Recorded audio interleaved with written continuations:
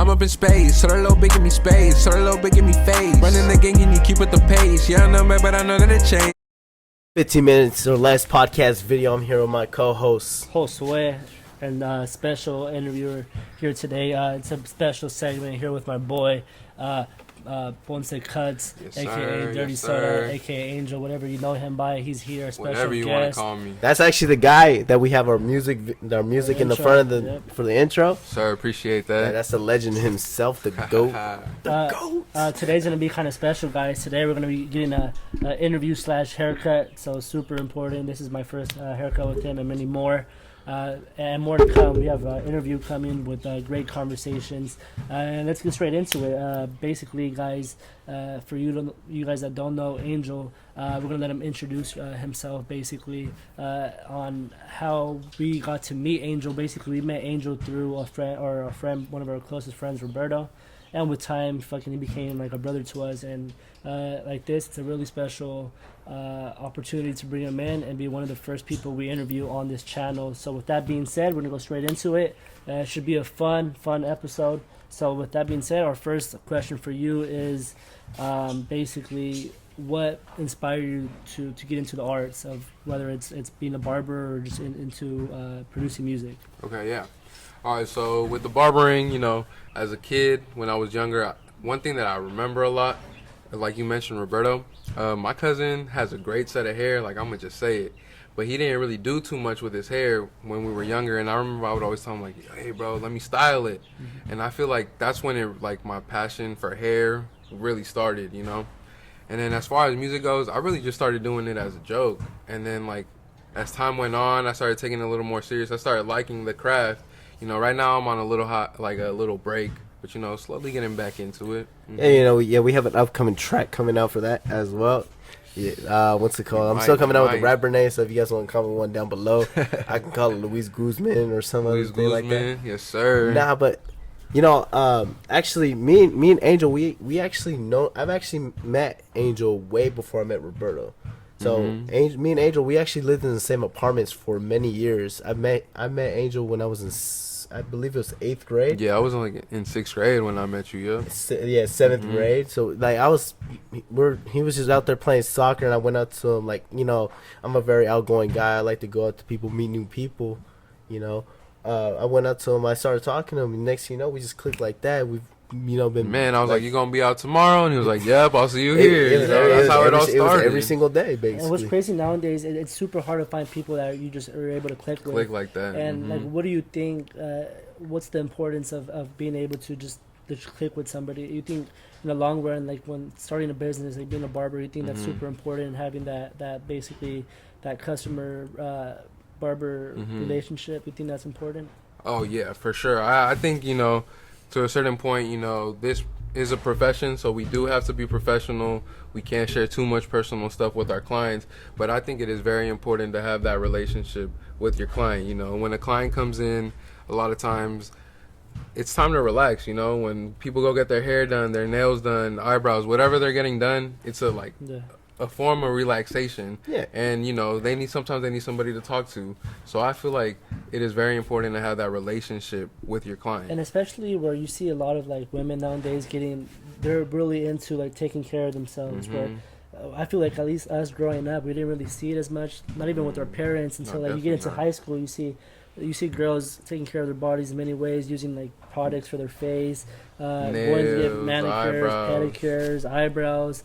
I think that one of the future interviews we're going to have with my cousin, and she's a lash tech, and I didn't see people getting their lashes done until my very last year in high school. So yeah, I feel like that's fairly new. I don't know, maybe because we're older and now we see those type of things, but I just think that people are starting to take care of themselves, and I think the pandemic opened your eyes to that. And with that being said, I feel like is that what got you started to get into being a barber? Did the pandemic attract you or make that decision for you? Yeah. Okay. So before I began going to barber school and working on getting my barber license, I was actually attending Sac State, and I was there for a year and a half. I was studying psychology, but it was I was psychology, social work, child development. I wanted to go into a field of helping people, but when the pandemic hit, we did a whole, I think it was 3 semesters almost that we did, and by that after that second semester of being at home, I had no motivation.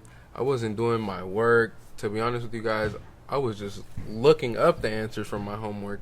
So I was just very unhappy with where I was in life, and that's when I sat down and reflected, and I was like, look, I feel like maybe I should do some change and do something for myself rather than go to school to make, my parents happy or the people around me happy. Like, I had to put that on balance. What's more important to me? Yes, my family's happiness is important to me, but I feel like my happiness should also be up there, You know what I've noticed is, like, a lot of people actually hate on you when you actually start to, like, refix yourself.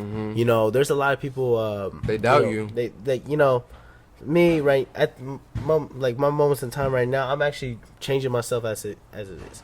And there's a lot of people, like, who stopped texting me, calling me, etc. I'm okay with it. The type of person I am, if you don't want to talk to me, I'm not gonna bother you. Yeah, I've always been that type of person. When I hit up women, I'm like, hey, let's go get some tacos or something. Hey, what's called? They wanna go change. They want to continue that strand. Like, oh, it's okay. You know what? I understand you don't want to go. I'm alright with that. Like, you're not gonna hurt my feelings. When a guy has confidence, and they know their worth and all that shit, bro. Let's go. Okay, it's all good. Like, you keep doing what you gotta do. I'm gonna keep doing what I gotta do. I'm not gonna be out here begging when I don't even know you like that. In a way, that's why I'm inviting you out. Yeah, that's one of the sadder things, at least about Sacramento. If you guys are not familiar with Sacramento's capital of California, but obviously we're not nearly the size of Los Angeles. But obviously with the more people, there's more problems, right? Yep. Anywhere you work, the more people, the more problems. That's something we just got down in our heads. But in a city like Los Angeles, there's so much hate. There's even more love, right? And you understand, you see celebrities and a whole bunch of upcomers that come from the city of Los Angeles, whether it be from Inglewood, yep, Compton, it doesn't matter what part of Los Angeles, right? You're all considered Los Angeles. And Sacramento being Sacramento, there's just so much hate. We're too divided, right? And as opposed to supporting each other, we're over here knocking each other on our ass, and it's like we hate on each other. If we stop wasting that time on seeing the cons in people and the downsides of people, and use that effort to look at the benefits of each other's hustles, we could go much further as a city, to the point where the people think Los Angeles is the capital, not Sacramento. So it's or San Francisco. We have to do something to put our city out there on the map. But it's just hard to do that when there's so much hate in our own city. But that's the thing. This is, what kind of divides everybody, though? What divides everybody is, in a way, like, people come from different parts of Sacramento. People consider them as hoods. I feel like, they use the politics of the street way too much, and which divides everybody up. For me, I mean, I don't need to rep anything. What's it called? I want to live my life great. I want to have fun with my life. I'm not out here repping. Sometimes people will come up to me. I've had coworkers I worked with back in like, in the where past. You from? I'll wear like an LA cap. Like, oh, you're a Sereno, right? Look, I tell them straight up, like, I don't bang. Like, I can like a team without, without getting suspecting something just because of the color of my skin. Yeah, like another example of that is like, whenever people ask me where I'm from, like, I stay in a certain part of Sacramento, but I'll never, be like, oh yeah, I'm from here. Anytime anybody asks me where I'm from, I say I'm from Sac. I'm just from Sac. You know what, bro? I let people know, like, where you from? Real Linda, bro. I'm from Linda. Like, I got a horse in the back of my backyard right now, bro. Like, I'm like, there's no point. Like, I remember this one guy. He was like, some guy I worked with. He's like, I'm from Oak Park, this and that. I was like, bro, I'm from the Thomas, bro. One time, bro, I said I was from the Thomas, and they're like, oh, I'm sorry, you're from the Thomas. It's like, okay, wait, is that a good thing or a bad thing? Basically, like, for people from the Thomas, you're like, oh, that's a bad thing. And then for people out of there, oh, you're some rich fucking kid. Yeah, but they don't even know. Like, going off of that, me growing up in so many different parts of Sac, I feel like my dialect, I picked up a little bit from everybody around me. So, I feel like I talk a certain way that's a little different than, from people that are out here from the Thomas or, the surrounding areas. I remember very clearly, like, back in high school, that somebody had told me, was like, hey, why do you always, like, try to sound like somebody that you're not? And I remember I told them, I was like, what do you mean? Like, do you know where I'm from? Like, do you know my roots? who are you to tell me how I could talk and how I can't talk? You don't know where I'm from. You know what I'm saying? And it's like something that I've slowly been able to, you know, feel more comfortable with my own self and be able to express myself however I want, talk how I want, you know, without having somebody judge me, you know? You know, I 100% agree with you. I mean, you know, the way how I was in high school as well, I mean, I would say, like, you know, the way how I talked isn't the way how I talk right now. Yeah, I think right now I talk a little bit more, like, you know, like more Laid of a back, respectful slang. matter Oh, type really? of way. Okay. You know, people, you know, just because, like, once you start getting into, like, that real world, you start to see, like, you start to, you want to have a Be different more type. professional. But I know the type of person I am, and, like, people I've grown up with, you know, Yeah. they know the type of person I am, too. They know, like, the way how I talk. But, you know, lately It's about just, switching, you know, yeah, code switching. no, like knowing when to switch it. A lot of people don't know when to switch it. You know, who you're talking to. I think that's the most important part. It's some people are so stuck in like the high school days, and it's that like, they could just talk like to he was- anybody how they want, right. you know? And it's like grow up, dude. You know, like you're talking to your employer right now. You know, Mhm. you can't talk to him like he's your Hell no. friend. So at the end of the day, you understand that there's a limited amount of people you can call friends in life. You know, and going back to that, And friends conversation, come and go. Yeah, right. exactly. And as you get older, you start losing that word of friends, and you start Yeah. bringing in that word of family. Family. You know? Mm-hmm. And but going back to the conversation in Oh, high brothers. school, yeah, Exactly. yeah, and I think going back to the conversation in high school, if high school did anything for me, it made me appreciate my roots. The roots. It basically exposed me more to my Hispanic or Mexican culture. I started going to more quinceañeras, and Bailes. speaking Spanish. Honestly, leading up to high school, I was a no sabo kid myself. And Yeah. then my dad took me to Mexico, and he was like, "Hey, if you want people making fun of you, pues stay a no sabo kid, you know." Mm-hmm. So I went to Mexico, I got embarrassed, and sometimes you gotta get embarrassed to To learn realize. a lesson and be like, you know what, I don't want to be a no sabo kid anymore. Mhm. And I started going to Mexico every year. And I started fucking working with a whole bunch of paisas, and then you're gonna be embarrassed, but because you're embarrassed, you're gonna learn a lesson, right? And you gotta Yeah. understand that there's more lessons in life than anything. You can't consider the word failure, right? Lessons are can't. lessons, and you always have to win off of it, you know. So Yeah. You know, sometimes like working in the Paisa community, like I'm working with, you know, they call me, I get called no sabo sometimes. You know, I'm not gonna say like my Spanish is perfect, bro, because I honestly, like Josue said, leading up freshman year, I didn't know that, like I didn't even know how to speak Spanish, dude. I talked to everybody in English. I remember this one time. Man, I remember that. What actually changed my perspective, I actually wanted to learn and speak Spanish so well, was it was a time, it was in the lunch line with this one lady. You know, she didn't know how to order. She was just an exchange student from Mexico. You're it's the Gladia. yeah, I remember she was in the line, and I was like, oh damn, like, hey Alex, you know how to speak Spanish? I'm like, yeah. I go up there, dude. What's it called? I hella forget how to say hamburger. So I said sandwich. Yeah. So you know, it's like So they gave her a sandwich. no, like they get the hamburger and all that because like they were already running out with everything. But like, you know, I felt hella embarrassed myself. Everybody, you just had to add an A in the end, hamburguesa. bro. Hamburguesa. yeah, Hamburguesa. exactly. You know, Hamburguesa. you know, exactly. Like, and I remember everybody's like, "Hey, bro, you did hella good, bro." This and that. Like, but You like, stepped up to the plate, you but know. like you're Latino, Hispanic, whatever you want to, Latin X, whatever they call it nowadays. You know what's it called? Latinx. You know, I don't like that word, but we're not gonna get into that. We're not gonna get into That sounds like that. a fucking. That's a whole That different. sounds like a fucking porn channel. Bro. Yeah, bro. Latinx. No cap. Latin- Latinx.com. Latin triple A. Fulfill all your Latin needs. Yeah. Latin needs. No, but but for real, like it's like, you know, I said it out there just because the viewers will come in. And went into it. What are your top 3 porn stars, guys? Oh, top 3.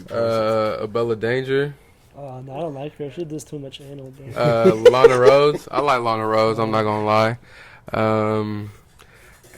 There's this Colombian one, but I forgot her name, Ooh, I think I know who you're talking know, about. she's slim thick. She a little maid sometimes. Yeah, bro. Honestly, bro, I'm a MILF type of person. Hey, me bro. too, bro. I like. Do you guys know who Havana Blue is? Yeah, I do. Yeah, that's number 1, bro. Havana Blue. Then after Havana bro. Blue, I like what's her name? Something Ann. Lisa Ann. No. She's a She blonde. fire though. Lisa She's a Ann. blonde, bro. Something Ann. It's Lisa Ann. No, She no, blonde. there's another blonde. Weird. Julia Julia Ann, bro. Ann? Yeah, he knows what's good, bro. He knows. Hey.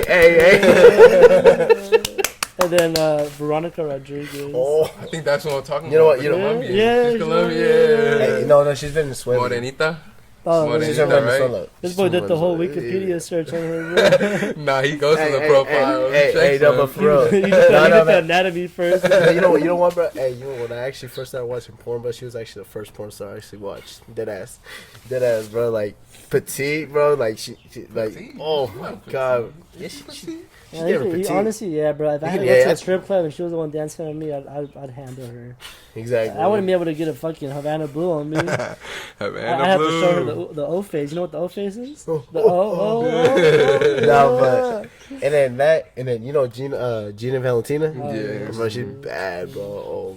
I like all the white ones. That boy Ernie's over here. That boy You Ernie's look over in here. the mud, searching man. that. Ernie want to hop in here and actually start saying his porn story. What's your top 3? You thinking too He hard. said Jordi Niño Pola, You say Juan el Caballo, and Juan el Caballo. Oh my. he's like, hey, he's like D-Mac. What's that? What did he say? J-Mac. who's the bald one? The dude in every single one. Yeah. I forgot. I don't know. Who's the his bald name. guy that's in every video? Either It's Sins. Johnny Sins. Johnny Sins. Sins. That's his top 3. Yeah, I'm gonna be called Johnny Pecado, bro. Johnny Pecado. Yeah. Nah, but tying back to what you guys were saying, how like back in high school, you guys felt like you guys got more in touch with your cultural side. Yeah. For me, I feel like it was the complete opposite. You know, at my school, to be honest, in my grade, I'd say maybe there were like 5 Mexicans. And were bro. those Mexicans like the ones that didn't speak Spanish or like? Like 3 of them, me and including like 2 or 3 others, they spoke Spanish very well. You know, they were fluent in it. But all the other ones, they didn't speak Spanish, and they didn't really rep the culture. You know, they'd say, "Oh yeah, I'm proud of being this," but they wouldn't rep it. And you know, like I'm just gonna say it, bro, how it is. I went to a white ass school. Yeah. Like I'm gonna just say it how it is, man. What's it called? And there wasn't. They say there's a lot of culture diversity there, but in reality, That's a lot. no, man. There's not that much. You know, people have, what is that word? Advantages. You know, there's certain advantages even at that school. You know, where some people were given more attention or whatever. You know, and as it is, as you go up to the higher levels of education, and your minority starts exactly what the definition of a minority is. You start to reduce. It could be like they said we're the second most diverse school in the United States. And Yeah, I think that's honestly Where, that's Indica? bullshit. I think that was bullshit. at the Honestly, Intercom. They said Intercom was the second most diverse school in the nation. In the Second, nation? second, The yeah, nation, second, bro. second to a school in New York. They be saying that Natomas is the most diverse. I mean, I could it's see very. it. I could definitely see it, but damn, I mean, I feel like at Intercom is. I mean, from my point of view, you know, coming from a Yeah. different school, I feel like Natoma is. I mean, I feel like Intercom was very Mhm. well diverse. You know, like, you know, I follow a lot of people where like the Punjabis, you know, or Middle Easterns. You know, I feel like there was a lot of diversity there when you look at it over There here was- at my school. I do agree there was a lot of diversity. I mean, I've literally seen every race there. Like, what's it called? You know, one more thing before you go. I remember that when you guys would post about the rallies, like cultural rallies. Yeah. But I really like that. My school did all musical shit. You know, not everybody is into The that. High School Musical. Yeah, bro, my school was High School Musical, bro. If there's one way to describe my school, it's High School Musical. What's it called? He went to the Thomas Charter, guys. What's Hey, it don't called? put me on blast like that. I'm sorry. I don't associate with them no Just more. bleep it out. I'll bleep it out. He went to Hey, beep beep beep. He went to bleep bleep bleep bleep. bleep. Nah, you could put it in there. You went to Compton High School. But yeah, guys. Hey, but you know what? We're gonna stop it right here, guys, because we have another Great special thing coming up for the next part of this video for part 2. Make sure you guys follow us on our Instagram. Take a look at my boy. He's an upcoming barber, etc. Yes, sir. Shine for life. That's his That's my how you little say it, brand motto? I'm working on, you know, Shine for Life. Follow me on Instagram at PV for Victor, Pvncecutz with the Z at the end. Tap in for the cuts. I'm free every day, man. I'm available. Come in. I'm hungry. Thank you for staying tuned in, guys. Appreciate the support, and have a good rest of your night, guys.